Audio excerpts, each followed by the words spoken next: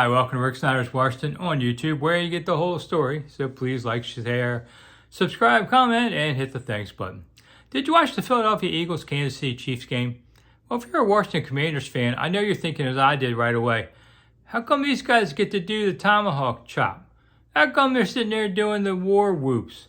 How come they're the Chiefs? I thought all this stuff was bad for the American Indian, and that's why Washington Redskins had to go. Oh, Redskins is more of a defamatory term. Well, I thought we weren't doing cultural appropriation. But man, the Chiefs are doing it even more so. When did you ever see the Redskins crowd do a Tomahawk Chop? Never, okay?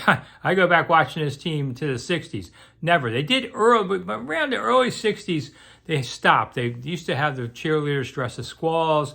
They used to have teepees on the mezzanine. The band would go around them at halftime. Okay, they did all that stuff, but that ended in the early 60s.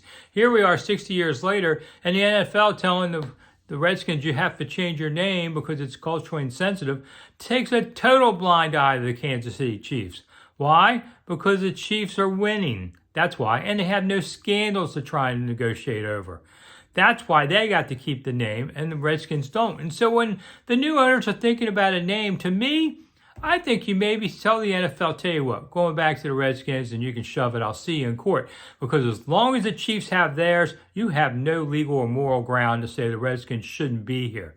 This is all BS, and we all know it. We all know now what it was about. It was about Dan Snider trading his problems with the NFL and saying, I'll give up Redskins and you get rid of all those reports on me, which they did, but it didn't last. And so Dan still had to sell the team. Poor guy had to walk away with $6 billion.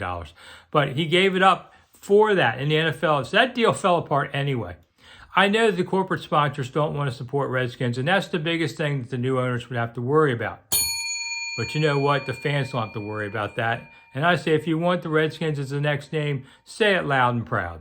I'm Rick Snider. I'll see you soon. Thanks for coming.